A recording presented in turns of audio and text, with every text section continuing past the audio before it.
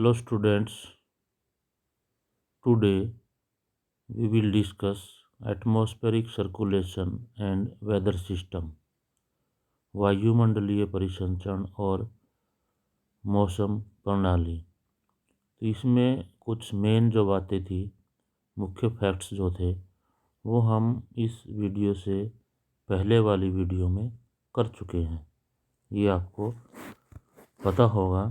तो अब हम जो इस वीडियो में करेंगे तो उसका मैं आपको बताता हूँ इस वीडियो में हम क्या क्या करेंगे।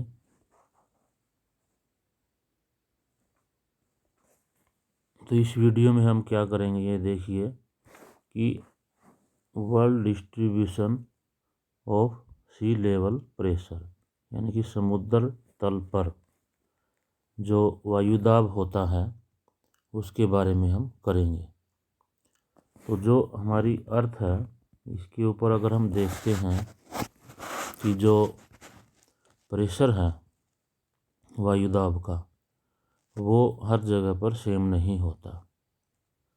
जो हमारा लैटिट्यूडनल एक्सटेंड है इक्वेटर से लेकर पोल तक, इसके बीच में जो प्रेशर होता है वो डिफरेंट होता है। तो इसको लगभग हम अर्थ को जो प्रेशर के आधार पर कुछ पार्ट्स में डिवाइड करते हैं। तो वो पार्ट्स क्या क्या हैं, तो सबसे पहले जो इसमें आता है आपका, जैसे मैं आपको ये अर्थ बना देता हूँ, ये तो आपको पहले से पता ही होगा। ये इक्वेटर है, ये 23.5 नॉर्थ, ये 66.5 नॉर्थ। तो इस तरह से ये कुछ हीट जोन हमने पहले किए थे। अब इसी के अनुसार हम इसमें प्रेशर बेल्ट जो है वो भी करते हैं। तो अब देखिए इसमें सबसे पहले जो होता है आपका इक्वेटोरियल लो प्रेशर। तो इक्वेटर के आसपास, ठीक है, जहाँ पर टेम्परेचर हाई होता है तो वहाँ पर लो प्रेशर होता है। तो एक एरिया हो गया आपका इक्वेटोरियल लो प्रेशर। दूसरा जो होता है आपका जो 30 डिग्री नॉर्थ है, 30 डिग्री साउथ लैटिट्यूड है, इनके आसपास जो एरिया होता है इसमें हाई प्रेशर होता है और इसको हम बोलते हैं सब ट्रॉपिकल हाइज। इससे आगे अगर हम बात करते हैं 60 नॉर्थ, 60 साउथ, ये जो हमारे लैटिट्यूड हैं, यहाँ पर जो प्रेशर होता है वो लो प्रेशर होता है और इसको जानते हैं हम लो सब पोलर लॉज। तो ये इसका जो एरिया है इसके अनुसार हम करते हैं। इसके आगे अगर हम चलें नियर द पोल, जो पोल है उनके आसपास, ये हाई प्रेशर में आता है। तो पोल के आसपास हाई प्रेशर होता है, इसको बोलते हैं हम पोलर हाई। तो इस तरह से हम देखते हैं इक्वेटोरियल जो रीजन है यहाँ पर लो प्रेशर बेल्ट है। 30 नॉर्थ और साउथ जो डिग्री है वहाँ सब ट्रॉपिकल हाई प्रेशर है। 60 नॉर्थ और 60 साउथ यहाँ लो प्रेशर होता है और जो पोल के आसपास है वो हाई प्रेशर होता है। तो इस तरह से इसमें हम डिफरेंट टाइप, ये इसमें आप देख रहे हैं डिस्ट्रीब्यूशन ऑफ प्रेशर इन मिलीबार्स जनवरी के महीने में जो प्रेशर है वो इसमें दिखाया गया है कि किस एरिया में हाई प्रेशर है और किस में लो। एल से जो आप ये देखते हैं लो प्रेशर होता है और एच से ये हाई प्रेशर होता है। तो जनवरी में जो आपका सन होता है वो सदर्न हेमिस्फेयर में होता है, तो वहाँ पर हाई प्रेशर हो गया आपका और इधर आपका लो प्रेशर। तो ये वेरीज करता है एक जगह से दूसरी जगह पर, ठीक है, प्लेन्स में और हाइट के अनुसार ये वेरीज करता है लो प्रेशर या हाई प्रेशर कहाँ होगा। तो जनवरी का शो किया गया है, इसमें आप देखिए ये आपका हो गया जुलाई का, यानी कि ये शिफ्ट होता रहता है जो सन है उसकी पोजीशन के अनुसार। तो ये जो बेल्ट अभी हम कर रहे थे चार, ये सारे ऐसा नहीं है कि सेम रहेंगे, ठीक है।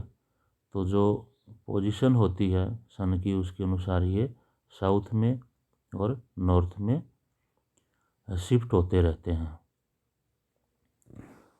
जो प्रेशर हैं आपके वो जब हेमिस्फीयर, जो नदर्न हेमिस्फीयर है, नदर्न हेमिस्फीयर, तो विंटर में ये साउथ की तरफ मूव कर जाता है और समर में ये नॉर्थ की तरफ मूव करते हैं। यानी कि समर में नॉर्थ की तरफ और विंटर में साउथ की तरफ, किससे? इक्वेटर से। ये आपको इसमें मेन बात ध्यान रखनी है, shifting of pressure belt according to sun position. इसके बाद फिर आगे क्या होता है कि जो forces affecting the velocity and direction of wind, जो हमारी पवनें हैं उनकी जो दिशा है और जो गतियां हैं, उनको कौन कौन से फोर्सेस प्रभावित करते हैं, ये हम इसमें देखेंगे। आपको पहले ही पता है ये कि जो एयर का मोशन होता है वो हाई प्रेशर से लो प्रेशर की तरफ होता है, और जो horizontal movement of the air is called wind. ये ऑलरेडी हम कर चुके हैं। तो अब जो विंड चलती है, एयर की मोशन होती है, इसको कुछ फोर्सेस हैं जो इसको प्रभावित करते हैं। तो वो क्या क्या हैं? एक तो फ्रिक्शन है, जो घर्षण होता है अर्थ सरफेस के साथ एयर का, वो भी। इसके अलावा ये आपका रोटेशन जो है अर्थ की, वो भी प्रभावित करती है। कोरलियस फोर्स जो है वो भी, कोरलियस फोर्स जो अर्थ की रोटेशन की वजह से जनरेट होती है। तो ये तीन कुछ फोर्सेस हैं जो विंड की वेलोसिटी और डायरेक्शन को प्रभावित करते हैं। तो इसमें क्या क्या आ गया आपका? फ्रिक्शंस, रोटेशन और कोरलियस फोर्स।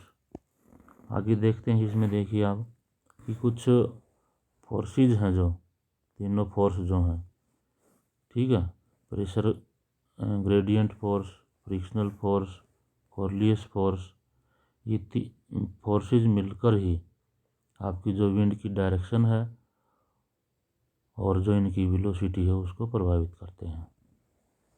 इनके अलावा जो ग्रेविटेशन फोर्स है वो नीचे की तरफ यानी कि विंड को प्रभावित करते हैं। तो ये इस कुछ फोर्सेस हैं। तो इन फोर्सेस को हम करते हैं कि ये फोर्सेस क्या होती हैं। तो सबसे पहले pressure gradient force. Pressure gradient जो फोर्स है वो क्या होती है? The differences in atmospheric pressure produce force. Atmospheric pressure में जो भिन्नता होती है उससे कुछ फोर्स जनरेट होती हैं, ठीक है। जो ये the rate of change of pressure with respect to distance is pressure gradient. तो जो प्रेशर में डिस्टेंस के अनुसार चेंजेस होते हैं उसको हम बोलते हैं प्रेशर ग्रेडियंट। ये आपको ध्यान रखना है। प्रेशर ग्रेडियंट स्ट्रॉन्ग होता है जब आइसोबार नज़दीक होती हैं, और जब ये दूर होती हैं तो प्रेशर जो है आपका वो कम होता है। अब देखिए कैसे, जैसे ये आइसोबार हैं, ये नज़दीक है, तो यहाँ पर प्रेशर ग्रेडियंट क्या होगा? ज़्यादा होगा। अगर ये दूर होंगी, इस तरह से दूर होंगी, तो ये क्या होगा? प्रेशर ग्रेडियंट यहाँ पर कम हो जाएगा। तो आइसोबार नज़दीक होंगी, क्लोज होंगी, तो स्ट्रॉन्ग होता है प्रेशर ग्रेडियंट दाब प्रवणता यानी कि डिस्टेंस के अनुसार, आइसोबार की डिस्टेंस के अनुसार।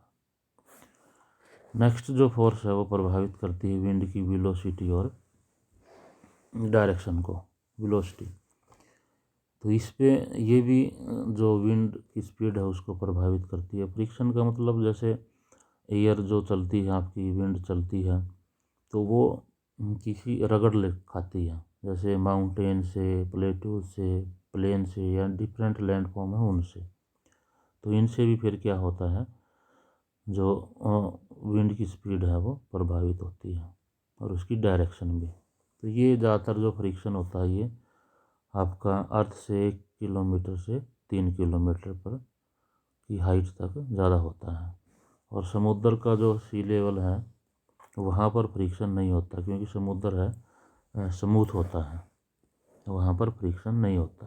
तो फ्रिक्शन से भी आपकी विंड की वेलोसिटी जो है वो और डायरेक्शन चेंज होती है। थर्ड नंबर पे आता है आपका कॉर्लियस फोर्स। रोटेशन जो होती है अर्थ की, उससे कॉर्ली फोर्स आपकी जो है वो जनरेट होती है और विंड की डायरेक्शन को वो प्रभावित करती है। तो this force is called Coriolis force, यानी कि रोटेशन से जो जनरेट हुई है। फ्रेंच फिजिस्ट हैं इसमें, जिसने 1844 में ये डिस्क्राइब किया था कि कॉर्लियस फोर्स किस तरह से विंड की डायरेक्शन को चेंज करता है। तो विंड की डायरेक्शन जो है राइट डायरेक्शन में चेंज हो जाती है कॉर्लियस फोर्स के कारण नदर्न हेमिस्फीयर में। जैसे मान लो इस तरह से विंड चल रही है तो ये डायरेक्ट राइट में रिफ्लेक्ट ये इसमें डिफ्लेक्ट हो जाएगी, चेंज हो जाएगी। तो इस तरह से ये, तो इसको कॉर्लियस फोर्स के कारण ये होता है, ये आपको ध्यान में। और ये सदर्न हेमिस्फीयर में जो डायरेक्शन होती है विंड की वो लेफ़्ट साइड में हो जाती है। मान लो इस तरह से चल रही है तो ये इस तरह से मुड़ जाएगी लेफ़्ट की तरफ। ठीक है, इधर चल रही है तो इधर ये लेफ़्ट की तरफ मुड़ जाती है कॉर्लियस फोर्स के कारण। तो इस तरह से लगभग Coriolis force is directly proportional to the angle of latitude. तो एंगल ऑफ लैटिट्यूड का इधर मतलब क्या है, जो हम लैटिट्यूड करते हैं इक्वेटर के पास बिल्कुल 0 होती है ये, और पोल के पास सबसे ज़्यादा होती है, यानी कि एंगल बढ़ता जाता है, लैटिट्यूड की जो नंबर है वो बढ़ता जाता है तो कॉर्लियस फोर्स भी बढ़ जाती है। 0 डिग्री इक्वेटर होती है तो वहाँ कॉर्लियस फोर्स भी 0 होती है, ये हमें इसमें ध्यान रखना है। Coriolis force acts perpendicular to the pressure gradient force. The pressure gradient force is perpendicular to an isobar. The higher pressure gradient force, the more is velocity of the wind, and the larger is the deflection in the direction of the wind. As a result, these two forces operating perpendicular to each other. In the low pressure area, the wind blows around it. At the equator, the Coriolis force is 0 and the wind blows perpendicular to the isobar.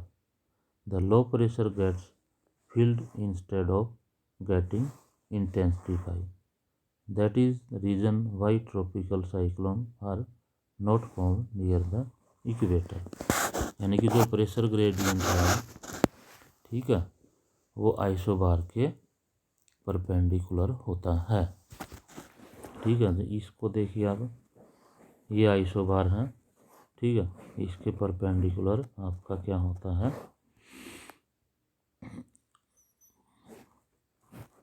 Pressure gradient. ठीक है, ये इसमें आप main चीज़ ये है, तो इसको आप ध्यान रखेंगे। तो ये कुछ फोर्सेस थी जिनसे आपकी विंड की जो डायरेक्शन है और वेलोसिटी है वो प्रभावित होती है। इससे आगे अब हम करते हैं ये प्रेशर एंड विंड, यानी कि वायु दाब और पवनें। तो जो आपकी पवनें होती हैं, विंड होती हैं, उन पर प्रेशर का क्या प्रभाव पड़ता है। The velocity and direction of the wind are net result of wind generating force. Wind generating force जो अभी हमने ऊपर की थी, ठीक है, the wind in the upper atmosphere 2 से 3 किलोमीटर अबो जो है सरफेस के, वहाँ फ्रिक्शन होता ही नहीं है। फ्रिक्शन तो अर्थ सरफेस के नज़दीक होगा, ऊपर किसी प्रकार का कोई लैंडफॉर्म नहीं है तो वहाँ फ्रिक्शन भी नहीं होता है, ये ध्यान रखना है। तो अब ऊपर जो है आपका फ्रिक्शन नहीं होता तो प्रेशर ग्रेडियंट जो है कॉर्लियस फोर्स है, इनके द्वारा आपकी विंड है वो कंट्रोल होती है। तो आइसोबार जो आपके अगर स्ट्रेट होते हैं, ठीक है, तो उस समय क्या होता है, देयर इज़ नो फ्रिक्शन, कोई भी फ्रिक्शन। स्ट्रेट का मतलब जो आइसोबार लाइंस हैं वो स्ट्रेट होती हैं तो कोई फ्रिक्शन नहीं है। फ्रिक्शन होता है तो ये इनमें कुछ सर्कुलेशन होता है, इनमें चेंजेज होती हैं, ये टेढ़ी मेढ़ी होती हैं। और प्रेशर, अब ये सीधी हैं, ठीक है, तो क्योंकि वहाँ पर किसी प्रकार का कोई फ्रिक्शन है ही नहीं। नेक्स्ट आगे देखिए, तो pressure gradient force is balanced by the control by the Coriolis force and the resultant wind blows parallel to isobar. The wind is known as geostrophic wind. तो फ्रिक्शन है नहीं तो कंट्रोल कौन करता है, प्रेशर ग्रेडियंट करता है, Coriolis force है ये करते हैं। तो फिर जो भी विंड होती है उसको हम जियोस्ट्रोफिक विंड बोलते हैं। तो ये आपकी दिखाई हुई है जियोस्ट्रोफिक wind.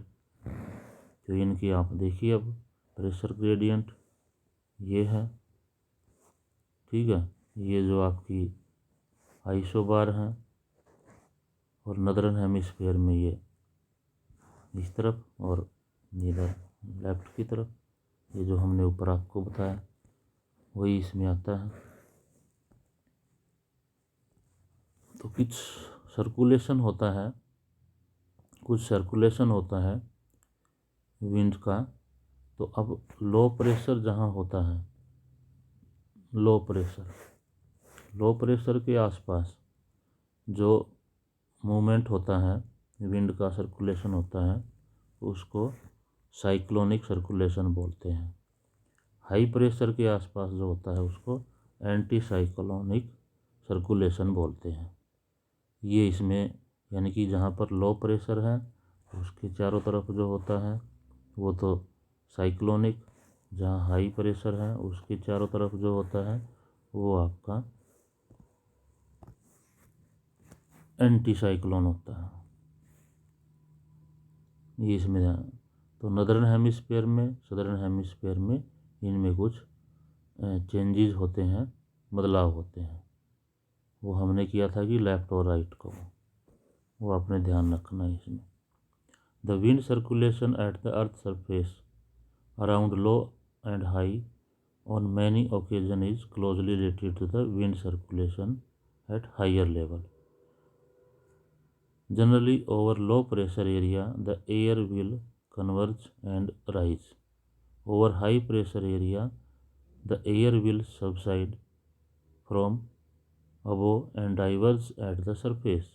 Apart from convergence, some eddies, convectional currents, orographic uplift, and uplift along fronts cause the rising of air, which is essential for the formation of cloud and precipitation. अब इसमें ये देखिए, लो प्रेशर और high pressure से air किस तरह से आती है और किस तरह से जाती है, जो भी हम ऊपर पढ़ रहे थे। तो इसमें ये देखिए आप कि जो ये आपका लो प्रेशर है यहाँ पर, तो लो प्रेशर है तो यहाँ पर एयर आपकी आ रही है, ठीक है, और ऊपर उठकर डाइवर्जेंट हो रही है। हाई प्रेशर होता है, वहाँ क्या होता है, सबसाइड करती हैं, एयर ऊपर से नीचे की तरफ आती हैं और सरफेस पर ये डाइवर्जेंट हो जाती हैं। तो हाई प्रेशर में जो एयर है वो डाइवर्जेंट होती है सरफेस पर, लो प्रेशर में डाइवर्जेंट होती हैं ऊपर एटमॉस्फेयर में। तो ये इसका एक सामान्य सा था कि कौन कौन सी फोर्सेस हैं जो आपकी विंड डायरेक्शन को और उसकी वेलोसिटी को प्रभावित करते हैं, और विंड का और प्रेशर का आपस में क्या रिलेशन है। थैंक यू बेटा।